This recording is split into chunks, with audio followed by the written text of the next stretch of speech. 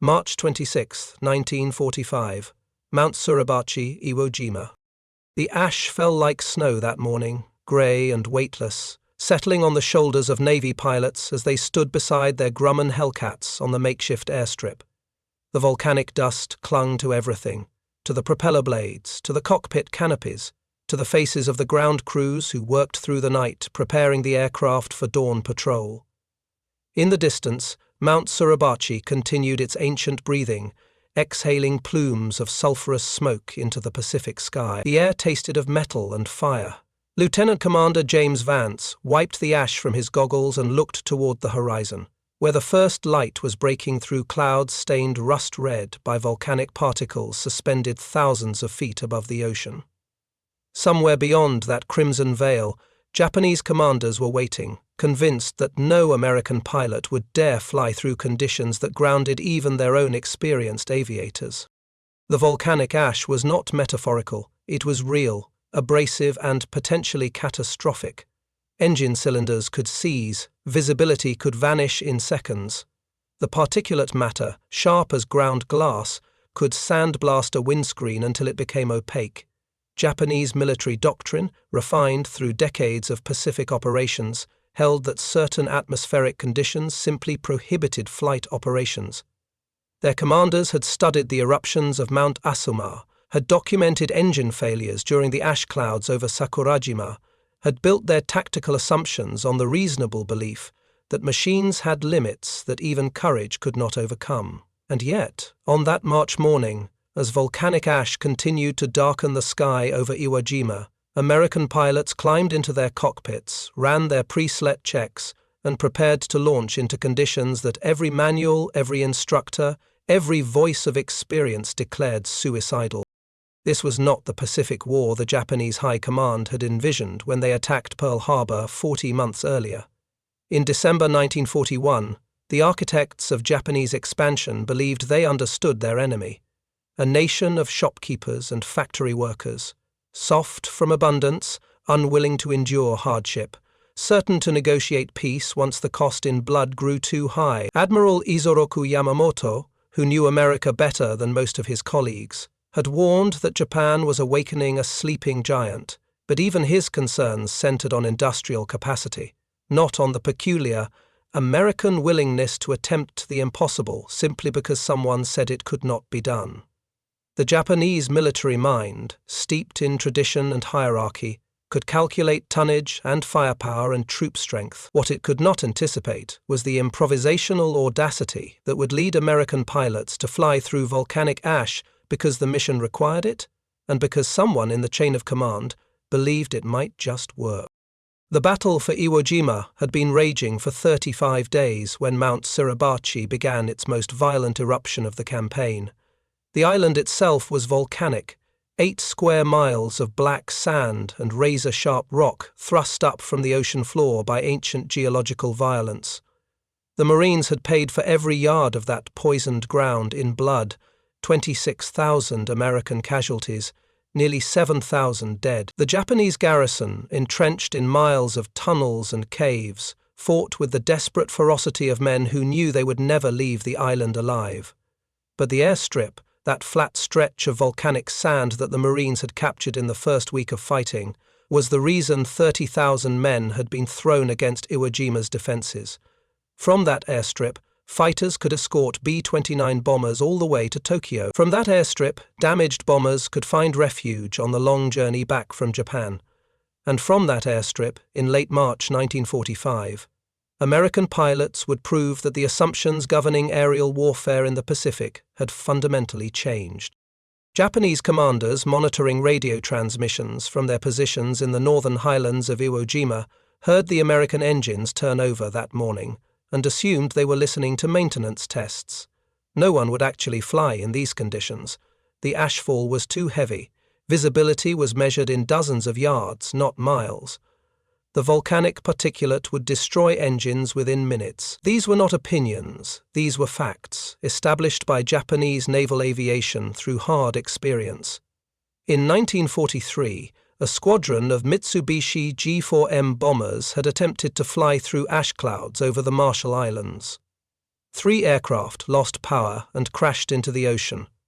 The survivors landed with engines so damaged they required complete replacement. The lesson was clear. Volcanic ash and aircraft engines were incompatible. The Americans, for all their industrial might, could not repeal the laws of physics and metallurgy. But what the Japanese observers could not see from their caves and bunkers was the scene unfolding on the airstrip below. Ground crews had worked through the night, wrapping air intakes in layers of fine mesh screen, improvising filters from parachute silk and medical gauze. Mechanics had jury-rigged oil separators to catch ash particles before they reached the engine cylinders. Pilots had been briefed on emergency procedures, how to recognize the signs of engine degradation, how to restart a seized cylinder, how to dead-stick a Hellcat onto a carrier deck with zero visibility if everything went wrong simultaneously. No one had done this before. There were no training manuals. The closest analogue might have been the Sahara Desert campaigns, where sandstorms could ground entire air forces, but even that comparison was imperfect. Desert sand was coarse and predictable. Volcanic ash was fine as talcum powder and chemically corrosive. Lieutenant Vance's briefing that morning had been characteristically direct. The Japanese had repositioned anti-aircraft batteries under cover of the ash cloud. B-29s, returning from raids on the Japanese home islands, were flying blind, vulnerable to fighters they could not see until the enemy was already in gun range. Marine positions in the northern part of Iwo Jima were under sustained artillery bombardment from caves the ground forces could not locate through the volcanic haze. The mission was reconnaissance and close air support. The objective was to prove it could be done. Vance remembered the operations officer pausing before dismissal, ash settling on his maps like a biblical plague, and saying only, "The Japs think we won't fly. Show them otherwise." They expected hesitation. They expected mechanical failure. They expected the Americans to recognize the limits of their technology and stand down, ceding control of the airspace until the ash cloud dissipated. What they experienced instead was the sound of 18 Pratt & Whitney R2800 engines roaring to full throttle, followed by the sight of Hellcats lifting off in pairs through ash so thick that the aircraft disappeared from view before reaching the end of the runway. Japanese artillery officers adjusted their rangefinders and waited for the inevitable crash, for the sound of metal tearing into volcanic rock, for the orange bloom of aviation fuel igniting. The crash never came. Instead, through the grey haze came the distinctive growl of American fighters climbing to altitude, systematically establishing a combat air patrol over the island, maintaining station as if the ash were nothing more than morning fog. The Japanese reaction, documented in captured diaries and post-war interrogations, moved through a predictable progression. First, disbelief, the assumption that what they were hearing was an auditory trick, echoes bouncing off the volcanic peaks. Then, grudging admiration tinged with fear, the recognition that the Americans possessed either technology or recklessness that exceeded all reasonable calculation. Finally, a deeper, unsettling realization that this was not an isolated incident, but rather evidence of a fundamental difference in operational philosophy. The Imperial Japanese Navy prided itself on discipline, on adherence to proven doctrine, on the kind of tactical precision that came from rigorous training and unquestioning obedience. The Americans seemed to operate on a different principle entirely, a willingness to improvise, to test boundaries, to treat every supposedly immutable rule as merely a suggestion, to be evaluated and, if necessary, discarded. The ash flights over Iwo Jima were not the result of superior American technology. The Hellcat was a rugged aircraft, but its engine was not fundamentally different from the Nakajima Sake that powered the Japanese Zero. The critical difference lay not in the machines, but in the systems that supported them. American ground crews had access to spare parts in quantities that Japanese logistics officers could barely imagine. If an engine was damaged by ash ingestion, another engine could be swapped in within hours. If a filter innovation failed, a dozen other solutions could be tested in rapid succession until something worked. The volcanic ash problem was solved not through brilliant engineering, but through iterative experimentation, backed by industrial abundance so vast that failure became merely a data point rather than a catastrophe. This abundance, this casual relationship with material waste, was itself a kind of psychological warfare. Japanese soldiers on Iwo Jima were subsisting on reduced rations, their supply lines strangled by American submarines and aircraft. They hoarded every bullet, every shell, every grain of rice, because resupply was uncertain and often impossible. And then they watched American pilots fly through volcanic ash in aircraft that, even if damaged beyond repair, would be replaced within days by fresh fighters flown off carriers that seemed to multiply with every passing month. The contrast was not subtle. It was the difference between an empire stretching its resources to the breaking point and a nation that could afford to experiment, to fail, to try again, to throw material and men at problems until the problems yielded.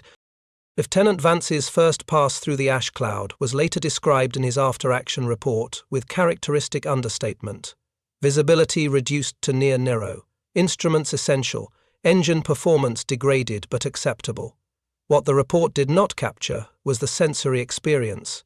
The way the ash created a kind of twilight at noon, the sun reduced to a dim red disk barely visible through the haze. The way the volcanic particulate made every breath inside the cockpit taste of sulfur and stone. The way the engine note changed subtly as ash accumulated in the supercharger, the smooth roar becoming slightly rough, slightly uncertain.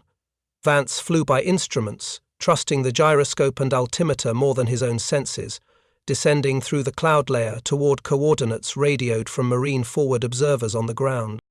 The target was a Japanese artillery position hidden in a cave complex on the northern slopes of Iwo Jima. The Marines had taken casualties from the guns for 3 days, but could not pinpoint the exact location through the ash haze. Vance broke through the cloud base at 800 feet and saw the island spread below him like a monochrome painting. All blacks and greys, the vegetation burned away, the ground itself seeming to smoke. He spotted the cave entrance by the muzzle flash, a brief orange flicker against the dark rock. He armed his rockets, rolled into a shallow dive, released, and climbed back into the protective obscurity of the ash cloud, as anti-aircraft fire traced glowing lines through the haze behind him. The rockets struck home. The cave entrance collapsed. The artillery fell silent. Japanese commanders monitoring the engagement understood immediately that their assumptions had been wrong at every level. The Americans would fly in impossible conditions. They would accept mechanical risk that no rational military force should tolerate. They would bring to bear a level of material support that made such risks sustainable, and they would do it day after day, mission after mission, until the accumulated weight of that approach ground Japanese resistance into volcanic dust. General Tadamichi Kuribayashi, commanding the Japanese garrison on Iwo Jima, had already written to his family that the battle was lost, that his men would die on the island, that the only remaining question was how much they could delay the American advance. The ash flights were one more confirmation of a truth he had understood long before. This was not a war that could be won through courage or sacrifice alone. The Americans had industrialized warfare itself, had transformed combat into a problem of logistics and production and systematic application of overwhelming force. But even understanding the strategic reality did not prepare Japanese soldiers for the psychological impact of watching American aircraft operate with apparent impunity in conditions that should have grounded all aviation. There was something profoundly demoralizing about it, the sense that the enemy was not bound by the same physical laws, that advantages hard won through defensive preparation and tactical position could be negated by an opponent willing to simply ignore the rules. Japanese fighters that attempted to intercept the American patrol found their own engines fouled by ash within minutes, forcing emergency landings on what little remained of Japanese-held airstrips. American Hellcats continued to fly. The recurring symbol in this particular chapter of the Pacific War was not food or weaponry, but the air filter, that unglamorous piece of improvised technology that made the impossible routine. On American carriers and island bases, mechanics and engineers competed to design better filtering systems, testing materials that ranged from silk stockings to coffee filters to specially treated paper. The innovations that worked were quickly shared across the fleet. The innovations that failed were discarded without ceremony. The entire process, rapid experimentation, immediate implementation, continuous refinement, embodied an approach to problem-solving that was fundamentally democratic in character. Ideas came from officers and enlisted men alike. Rank mattered less than results. The hierarchy was real, but it was permeable in ways that the rigid Japanese command structure was not. A Japanese warrant officer, captured in the final days of fighting on Iwo Jima, spoke during interrogation about the ash flights with a mixture of respect and incomprehension. "We knew you had more planes, more fuel, more bombs," he said through a translator. "We knew you could replace losses. But to watch you fly through the ash, knowing that many of your engines would be damaged, knowing that you would simply repair or replace them and fly again the next day, this was something different. This was not about courage. This was about a kind of wealth we could not match, a willingness to spend machines as if they cost nothing." He paused, searching for words. "You did not fight to preserve your equipment. You used your equipment to fight. We could never afford such tactics." The observation cut to the heart of the matter. Japanese forces on Iwo Jima were attempting to maximize the combat value of limited resources. Every bullet fired, every grenade thrown, every artillery shell launched represented a resource that could not be replaced. The defensive strategy was one of conservation and precision. Make every shot count, preserve forces for decisive engagements, trade space for time in the hope that casualties would eventually make the American advance too costly to sustain. American forces, by contrast, operated from the premise that material abundance could be translated directly into tactical flexibility. If flying through volcanic ash damaged engines, that was an acceptable cost. If improvised filters failed, new designs could be tested within hours. The Pacific War had become, in part, a contest between two philosophies of resource management, and by March 1945, the outcome of that contest was no longer in doubt. The ash flights continued for 11 days, until the volcanic eruption subsided and normal flight operations resumed. In that time, American aircraft flew more than 400 combat sorties through conditions that Japanese doctrine classified as prohibitive for aviation. Engine damage was significant. Nearly 30% of aircraft required major maintenance or engine replacement during the period, but not a single plane was lost to ash mechanical failure. Pilots learned to recognize the warning signs of ash accumulation and adjust their flight profiles accordingly. Ground crews refined their filtering systems with each iteration. By the end of the volcanic episode, what had begun as an improvised experiment had been systematized into standard operating procedure, documented in maintenance logs and tactical bulletins that would inform American aviation operations for the remainder of the war. For Japanese commanders, the ash flights represented something more troubling than a tactical defeat. They represented evidence of an adversary that could adapt faster than defensive preparations could be made. The Imperial Japanese military had spent decades perfecting a doctrine built on discipline, training, and the warrior ethos of Bushido. That doctrine had proven effective against Chinese forces in Manchuria, against European colonial powers in Southeast Asia, against opponents who could be defeated through superior training and willingness to accept casualties. But the Americans were something else entirely. An enemy that combined industrial scale with pragmatic flexibility, that could absorb losses and learn from failure faster than the Japanese command structure could even acknowledge mistakes, let alone correct them. General Kuribayashi's final radio transmission from Iwo Jima, sent on March 23, 1945, made no mention of the ash flights specifically, but his tone reflected the exhaustion of a man who had watched every defensive advantage evaporate against an enemy that refused to be constrained by conventional military logic. "The enemy's bombardment from air and sea is beyond description," he wrote. "Our supplies are exhausted, our positions are being overrun. All officers and men of Chidori, Iwo Jima, will fight until the last man." 3 days later, the volcanic ash had cleared, and American aircraft dominated the skies completely. By the end of March, organized Japanese resistance on Iwo Jima had ceased. The island, purchased at horrific cost, became a forward base for the air campaign against Japan itself.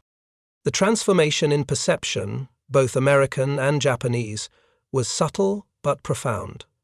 For American forces, the Ash flights became one more data point in an accumulating body of evidence that determination, combined with material support, could overcome obstacles previously considered insurmountable. The Pacific War was teaching American military planners that doctrine was subordinate to objective, that rules existed to be tested, that innovation in the field could trump careful planning in the rear.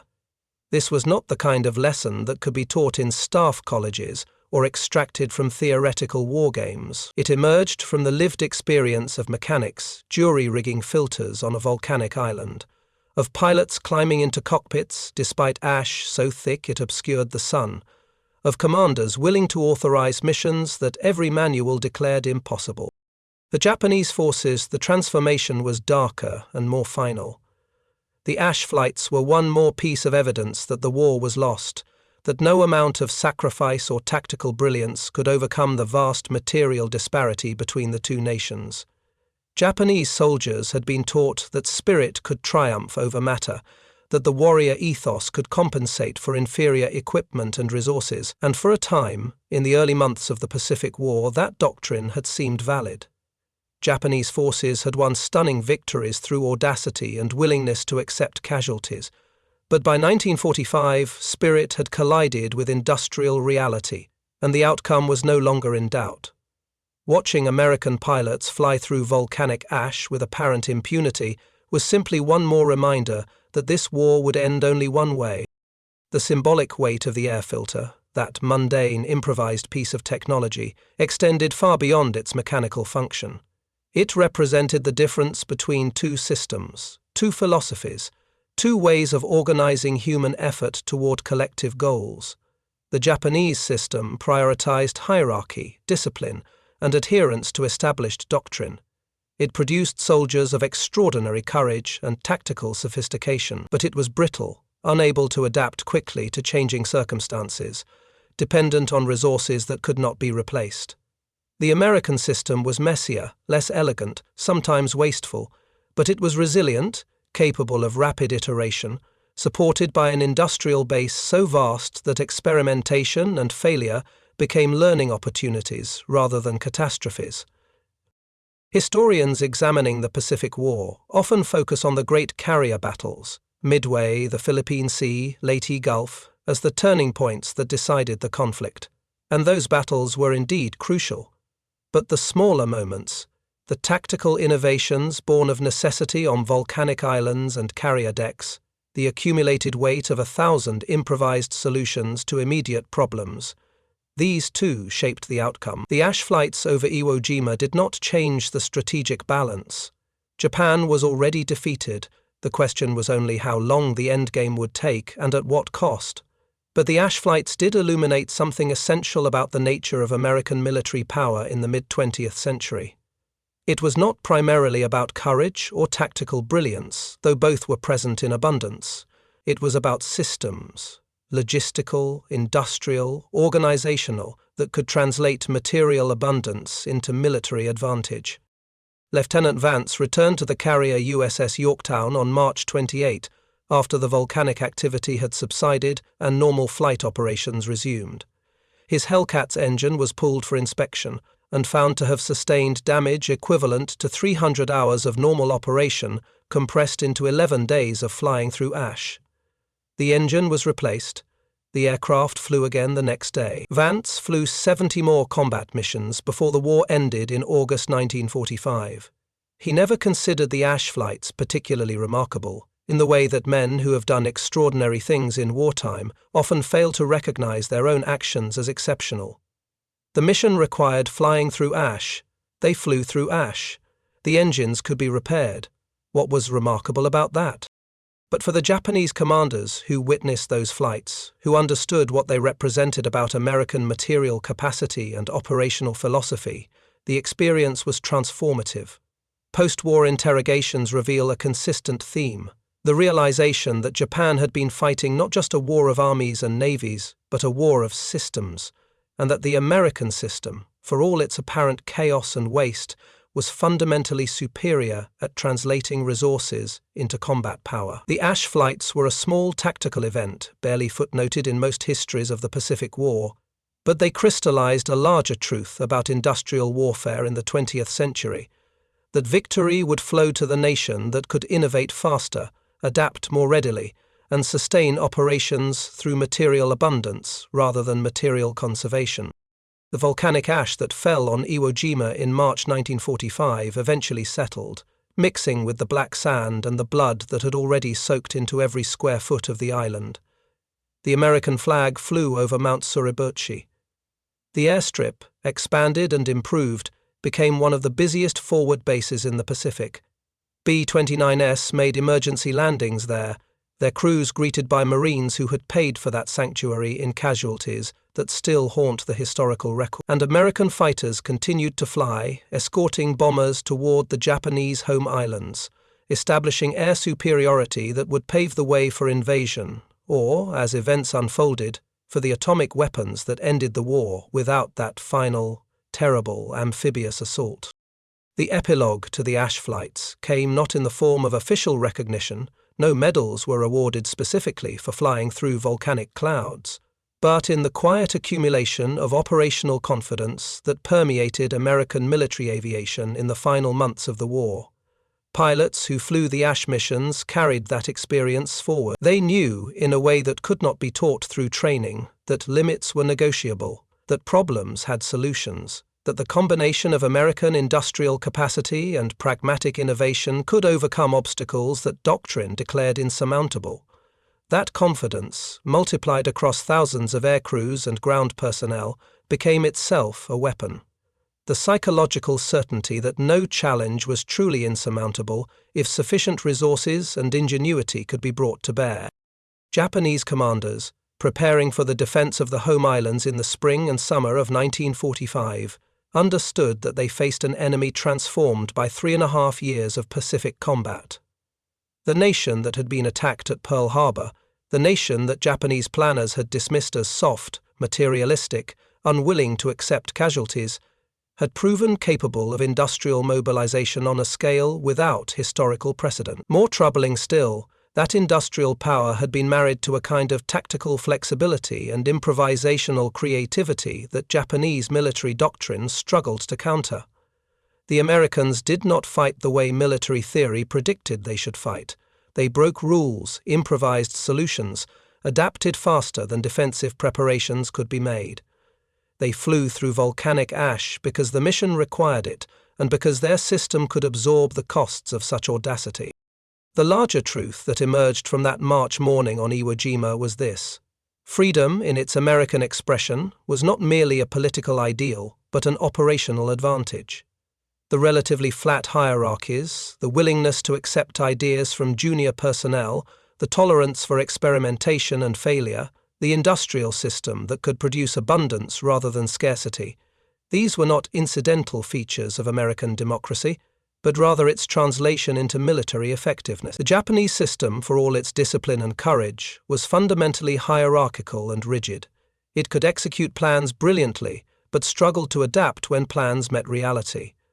The American system was chaotic, sometimes wasteful, often inefficient, but it could learn, adjust, and iterate faster than any military organization in history. The ash that fell on Iwo Jima that March was a natural phenomenon, indifferent to human conflict. But the decision to fly through it, to risk machines and lives on an improvised solution to an immediate problem, was distinctly human and distinctly American. It reflected a national character, forged in immigration and expansion, in the experience of a continental nation that had spent its history adapting to new challenges and new environments. Japanese commanders, products of an ancient culture with deep roots in tradition and hierarchy, could not have predicted this. They understood courage and sacrifice. They understood duty and honor. What they could not anticipate was the particular form of American pragmatism that treated every obstacle as temporary, every problem as solvable, every rule as subject to revision if circumstances demanded it. On the volcanic island where so many had died, where the black sand was mixed with blood and ash, where every cave and bunker had been purchased at terrible cost, the sky eventually cleared. The sun emerged from behind the volcanic haze, and American aircraft continued to fly, their engines repaired or replaced, their missions uninterrupted, their presence a constant reminder that the war had entered its final phase, and that the outcome, whatever the cost, was no longer in doubt. The Ash flights had not changed the strategic calculus, but they had illuminated, in one small tactical moment, the fundamental asymmetry that would define the Pacific War's conclusion. One side fighting to preserve limited resources, the other willing to spend freely because abundance made such spending sustainable. The pilots who flew those missions carried the memory forward into peacetime, though few spoke of it in the dramatic terms that later historians would apply. For them, it was simply what the mission required: one more challenge overcome through improvisation and collective effort, one more day in a war that seemed, by March 1945, to stretch toward an endlessly receding horizon. But for the Japanese commanders who witnessed it, who understood what it represented about American material power and operational philosophy, the Ash flights were revelation and judgment combined, the final confirmation that they were fighting an enemy that could not be defeated through courage alone, that the war they had started at Pearl Harbor was ending in a manner and on terms they had never imagined possible. And so the Ash settled, and the engines roared, and the war ground toward its conclusion through the accumulated weight of 1,000 such moments. Small tactical victories, improvised solutions, the steady application of material abundance translated into military power. The volcanic cloud over Iwo Jima dissipated into history, but the lesson remained, that in modern industrial warfare, victory flows not to the most courageous or the most disciplined, but to those who can innovate fastest, adapt most readily, and sustain operations through systems that transform resources into relentless, irresistible forward momentum. The Americans flew through the Ash because they could afford to, and because they had built a military machine that treated the impossible as merely difficult, the difficult as routine, and the routine as the foundation for victory.